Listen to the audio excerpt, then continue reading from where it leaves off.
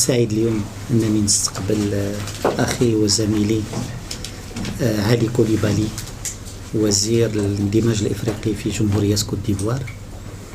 سعيد أن هذا اللقاء يكون هنا في مدينة العيون بالصحراء المغربية، وفي إطار هذه الزيارة الرسمية اللي كيقوم بها معالي الوزير، واللي تميزت على الخصوص بتدشين قنصلية عامة لكوت ديفوار بمدينة العيون.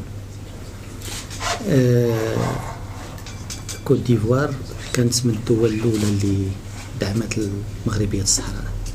عالم كوت ديفوار كان كيرفرف في المسيرة الخضراء في 1975، وبالتالي المواقف ديال جمهورية كوت ديفوار كانت دائما مواقف ثابتة فيما يتعلق بمغربية الصحراء. وهذا القرار اللي خدا فخامة الرئيس ألاسان واتارا بفتح قنصلية عامة عنده واحد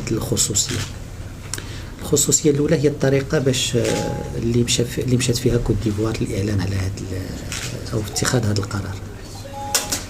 كوت ديفوار هي أول دولة كدير قنصلية عامة، ماشي قنصلية. ثانيا أن فخامة الرئيس فضل بأن القرار يتخاذ في مجلس وزاري، وتخاذ في الشهر الماضي في إطار مجلس وزاري قرار بفتح قنصلية بشكل علني وبشكل رسمي. ثانيا تعلن عليه من قبل الناطق الرسمي باسم الحكومة الإيفوارية في إطار واحد البلاغ اللي صدروا الناطق الرسمي باسم الحكومة الإيفوارية على إثر الاجتماع الوزاري. وبالتالي فهو مر بواحد المسلسل رسمي دستوري قوي. ثانيا العلاقات بين المغرب وكوت ديفوار هي علاقات متميزة جدا. بحال اللي كتعرفوا جلالة الملك زار 6 المرات جمهورية كوت ديفوار، وهو من الدول الأكثر اللي زارها جلالة الملك في إطار الزيارات الإفريقية. وخلال كل هذه الزيارات تم تعزيز العلاقات الثنائية، بحيث أنه اليوم كاين هناك واحد تعاون ثنائي، تعاون تقني، تعاون اقتصادي مهم بين البلدين. كوت ديفوار كذلك كانت بجانب المغرب في كل المعارك الدبلوماسية حول قضية الصحراء المغربية، وموقفها اليوم بفتح هذه القنصلية العامة كيجي ليؤكد هذا التوجه ويؤكد هذا الموقف الثابت اللي كان مع الرئيس الراحل أوفويد بوانيي في علاقته بالمغفور له جلالة الملك الحسن الثاني، واللي كتستمر اليوم مع فخامة الرئيس ألاسان واتارا وجلالة الملك محمد السادس نصره الله. القنصلية اليوم هي القنصلية الخامسة اللي في العيون. كنا تحدثنا لما بدأت هذه العملية بأننا نوصلوا 10 في نهاية 2020. كيبان بأننا يمكن بحال اللي قلت غنوصلوها في نهاية هذا الشهر ومجال، لأن دول كثيرة طالبة أنها تفتح. القنصليات ديال كوت ديفوار هنا غيكون عندها بالإضافة الرمزية ديالها السياسية والقوة ديالها كخطاب أو كرسالة سياسية حول دعم مغربية الصحراء، غادي يكون عندها واحد دور قنصلي مهم، بحيث أن كاين واحد 1000 من الإيفواريين اللي كيعيشوا في الصحراء المغربية، واللي غيكون عندهم واحد القنصلية في خدمتهم. ثانيا أننا اتفقنا اليوم على أنها تكون واحد 30 منحة للدراسة للطلبة الإيفواريين في المعاهد التكوين هنا في مدينة العيون في مجالات مختلفة ومراكز اللي كثيرة هنايا، سواء في القضايا المرتبطة بالصيد، سواء في التنمية المستدامة، سواء في الطاقات المتجددة، سواء في البناء وغيرها، واللي غتخلي كذلك مدينة العيون واحد القطب للتعاون جنوب جنوب بين المغرب وعمقه الإفريقي. الصحراء المغربية كذلك هي واحد الحلقة وصل تجارية مهمة ما بين المغرب وعمقه الإفريقي، وهذه القنصلية غيكون عندها كذلك واحد الدور تجاري مهم، بالإضافة إلى مسألة الاستثمارات اللي يمكن يديروها أبناء المنطقة في كوت ديفوار في إطار هذه الاستثمارات المغربية الكثيرة اللي كاينة في كوت ديفوار وفق رؤية جلالة الملك للتعاون جنوب جنوب. إذا هذا هذه واحد اللحظة مهمة اللي عندها واحد الخصوصية بالنظر إلى البلد اللي كيفتح هذه القنصلية، بالنظر إلى المسطرة اللي دازت من هذه القنصلية، وبالنظر إلى ما تشكل هذه القنصلية كواحد الأداة لتعزيز العلاقات القوية بين المغرب وكوت ديفوار.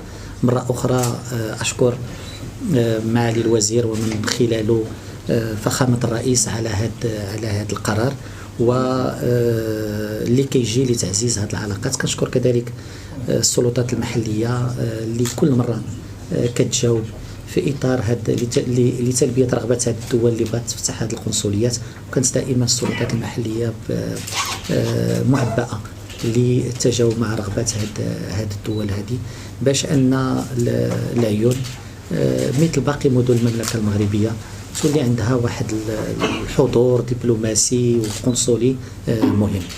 Encore une fois, merci beaucoup, chers frères.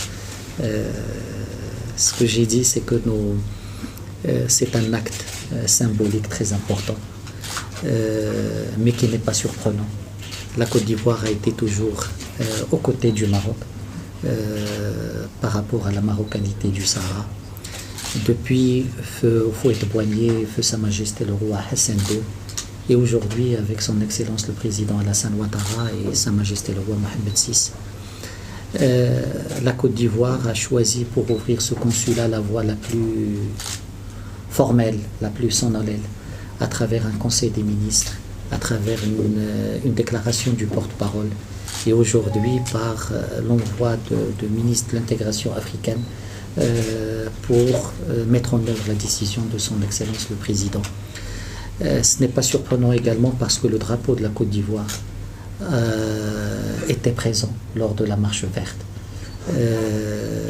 La Côte d'Ivoire depuis a toujours été aux côtés du Maroc dans tous les combats pour la préservation de son intégrité territoriale, par les positions, par la mobilisation et aujourd'hui par les actes.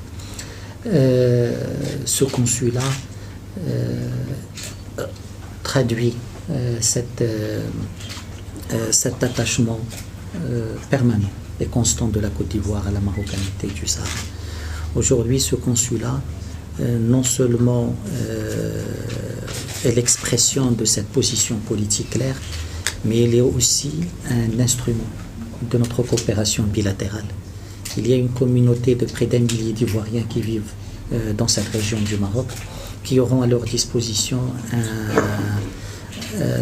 une antenne consulaire, un consulat général pour fournir les prestations consulaires nécessaires.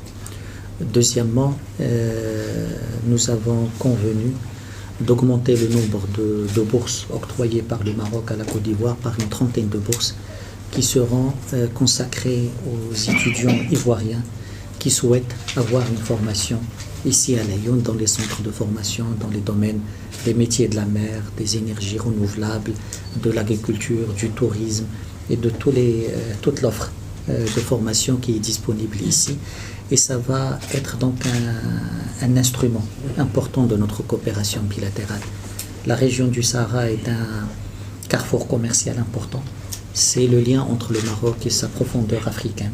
Et donc la dimension commerciale sera également présente, en plus de l'investissement qui pourrait également venir de cette région vers la Côte d'Ivoire dans le cadre de la coopération sud-sud très exceptionnelle entre nos deux pays. Sa Majesté le Roi a visité la Côte d'Ivoire 6 fois en visite officielle, ce qui est exceptionnel, mais ce qui marque l'attachement du souverain à cette relation particulière. Ça marque également la relation particulière entre les deux chefs d'État, l'amitié sincère entre les deux peuples et la diplomatie ivoirienne, la diplomatie marocaine ont toujours travaillé dans le cadre d'une solidarité agissante par rapport aux intérêts suprêmes des deux pays. Encore une fois, chers frères, merci pour le déplacement, merci pour cet acte et vive la coopération et l'amitié maroco-ivoirienne. À vous, chers frères. Monsieur le ministre des Affaires étrangères du Royaume du Maroc et de la coopération internationale, cher frère Nasser Bourikda, me voyez très ému ému par l'accueil qui nous est réservé aujourd'hui dans cette belle ville de Laayoune. La ville la plus importante du Sahara marocain. Monsieur Walid, monsieur l'ambassadeur de Côte d'Ivoire au Maroc, moi j'ai préparé une déclaration.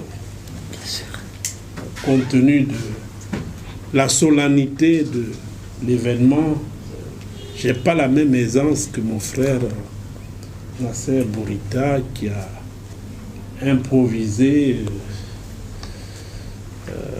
à merveille ce qu'il avait à dire. Et donc vous m'autoriserez à lire ma déclaration. Mesdames et messieurs, avec l'inauguration du consulat général de la Côte d'Ivoire à Laayoune, la ville la plus importante du Sahara marocain, à la porte de l'Afrique, c'est incontestablement une nouvelle pierre blanche dans les relations exceptionnelles qu'entretiennent depuis des décennies deux pays frères qui s'apprécient et se respectent. La Côte d'Ivoire.